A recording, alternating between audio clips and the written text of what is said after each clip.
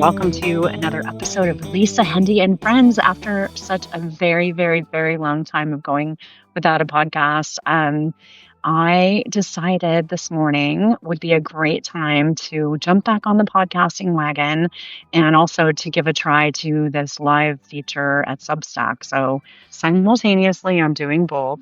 If you're a longtime subscriber to my podcast, welcome back after a very, very, very long hiatus. I think it's been years, actually. I know it has been because I think my last podcast actually dropped in 2020 when all heck was breaking loose with COVID. And here I am back and just really want to kind of take today to savor the feelings that I'm having. I know that everybody, we've all friends that are Catholic creators and friends who are faithful and friends who are interested in their faith have been taking this moment to kind of soak in a very big piece of history.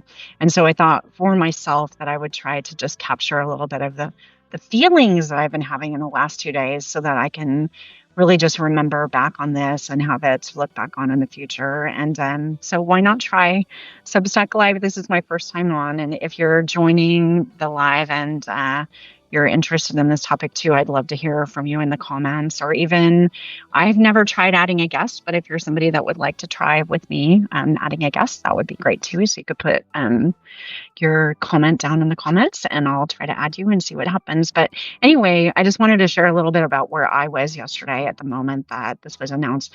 I am in the Western time zone and here in the United States. I live in California and normally I'm in Los Angeles, but right now I'm up in San Francisco with my family doing what I'm referred to as grandma duty, about 3 weeks of extended time, just giving some help to my son and daughter-in-law with my two preschool-aged granddaughters and my 3 grand dogs, 2 labs and an English retriever, and my grand kitten. So it's a very full house here.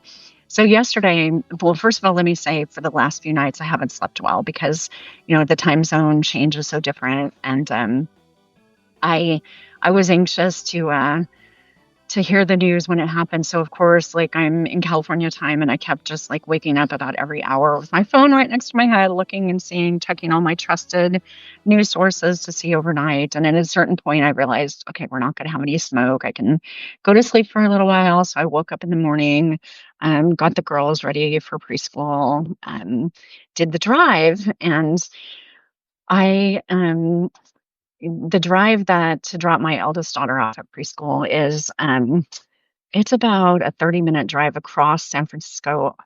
Driving in LA and driving in San Francisco are very different from each other, and so it was interesting to be driving Charlie to school and knowing that it could be happening any moment.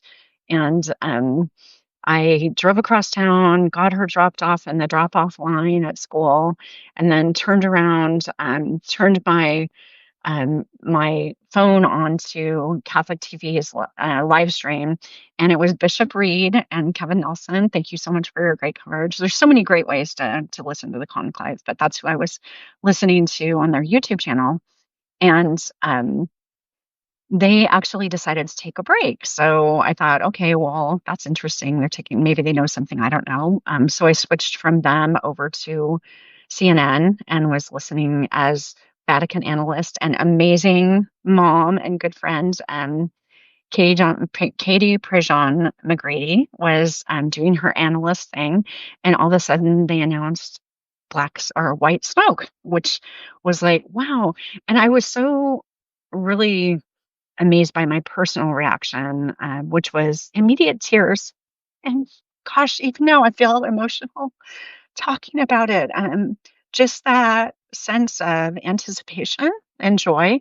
This is not my first rodeo. I'm 62 years old, so I'm 7 years younger than our new Holy Father.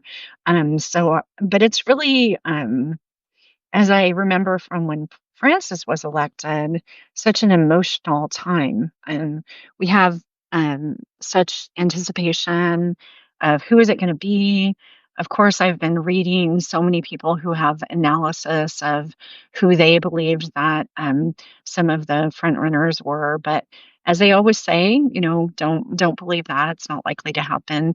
And of course, I had heard of Cardinal Prevost, but he wasn't on my list of front runner cardinals that I was watching. If I'm being honest, I'll admit that I really have loved Cardinal Tagle, and that's because I had some amazing time in the Philippines, and I have a sponsored child through Unbound in the Philippines. And so I've just kind of fallen in love with the Philippines, and I love his spirituality and just his spirit in general. So I was kind of watching him. But anyway, announcement of white smoke, announcement of, that there would be this waiting period. And then that seemed to last a long time. So I'm driving around San Francisco trying to think about if I should go home or what I should do, just listening and kind of sneaking peeks at my phone every once in a while, watching and listening to the bells. So I decided that I would go back to my son's house, park the car, waiting for who the announcement would be.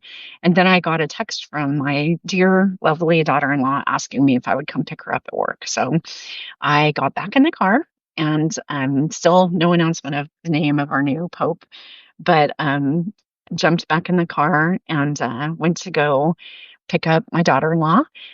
So again, driving across San Francisco traffic, and she got in the car. So I don't want to be the person who's like listening to the radio while I'm driving with another person.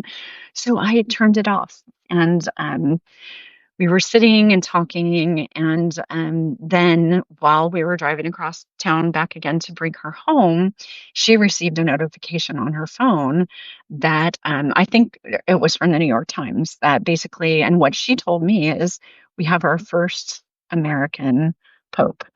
And then together we just had this great conversation about what that meant and what I knew of him and what my reaction was. And I drove her home, and then she went upstairs to do her work, and I came down here to my little grandma space that I live in, and immediately began checking all of my favorite online sources for more information. And one thing that I was so excited about was that my nephew and godson, who is currently studying in Rome, was actually able to be in St. Peter's Square. At the moment that he heard about the white smoke, he ran. He's a student at Notre Dame. He ran from their facility where he's studying across town to St. Peter's to be there, and somehow wormed his way right up front and was there when the announcement was made, which what a gift, right? To have a family member who's there. It's kind of like experiencing it yourself, being there through the eyes of a loved one, and especially my godson. So exciting to experience it through his eyes. And yeah, just so excited about this moment in history. Of course, I think as a writer, my immediate reaction is to try to go to as many reliable sources as I can find and to kind of soak some of that in. And then to linger in it, and most of all to pray. And I do want to say that my first reaction when I saw Pope Leo XIV come out to the balcony at St. Peter's was just how emotional he looked. And his opening words, "Peace be with you," the sensation that I had just listening to him, an immediate sense of peace and joy and excitement and encouragement and hope. We're in this Jubilee year of hope. So it was really very special to see him. I am, as you can tell from right now, I'm getting choked up, an emotional person. And I felt the weight of his emotion. I think the camera was zoomed in close enough that you could see tears welling in his eyes as he took in the crowd assembled before him, and probably also as he had tried to imagine all of the many people assembled around the world who were joining him in this historic moment.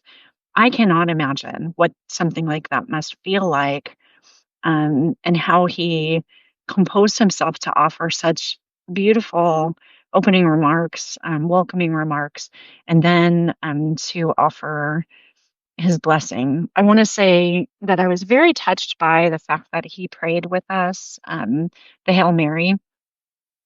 We're very close to the anniversary of my parents' funerals. They passed away within 10 months of each other.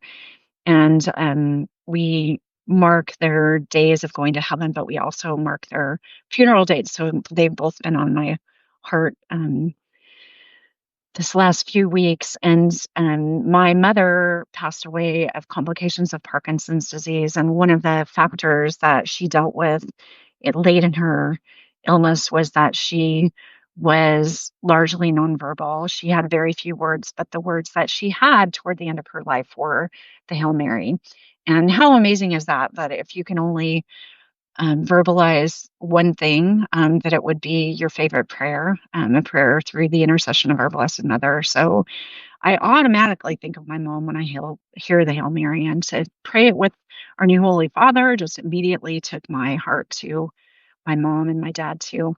I love, love, love that he addressed his diocese in Peru, and I love that he did so in Spanish. I think it was telling that he spoke in Italian and in Spanish, and not necessarily in English yesterday. And we had a lot of discussion of him being the first American pope, but he's also, the first Peruvian citizen to be our Holy Father too. So what an amazing thing.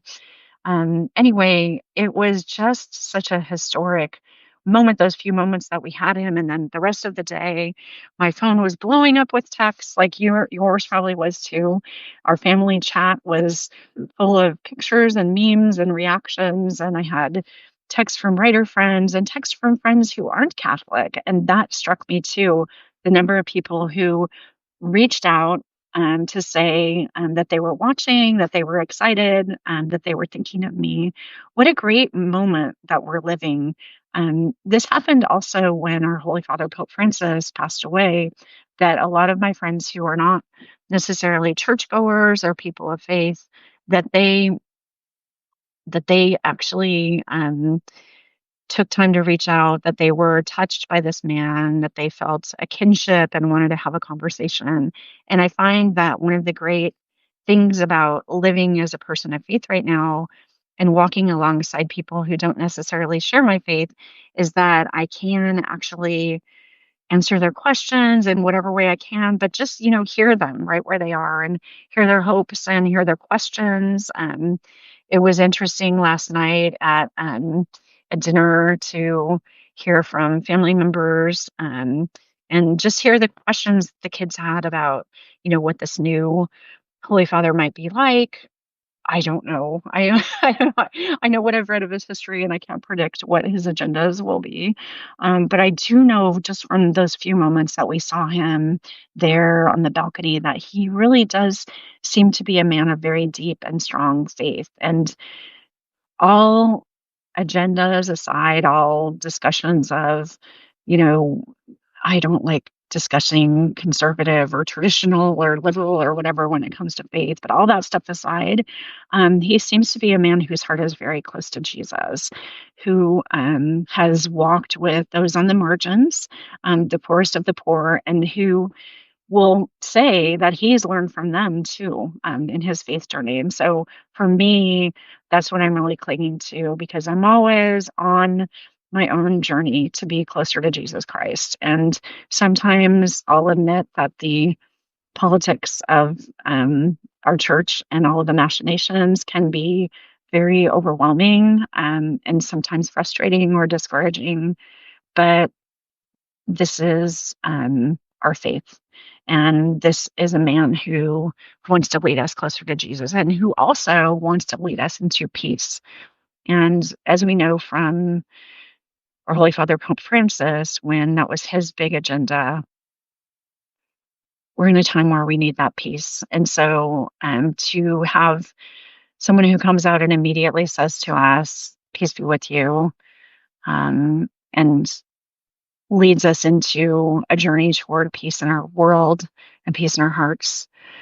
That's awesome. So Anyway, I just wanted to take these few moments to get this down so that I will remember, because I know that 6 months from now, a year from now, when things are crazy busy, I won't necessarily remember how I felt on these days, but I want to remember that for myself. For those who are listening to this on the podcast feed, please put up with the fact that I don't have great audio today. But I do have the intention to get back to regular podcasting. And for everybody who is watching on Substack right now, or who will see this on my feed, thank you for your support in my Substack. I'm new to the platform, and so I'm trying to find ways to learn to use it better, to support you, to serve you, and to walk alongside you. So until the next time that we're together on the podcast or here at Substack, I wish you all the best. Please join me in praying for Pope Leo XIV. Please pray for me and know that I'm praying for you. God bless.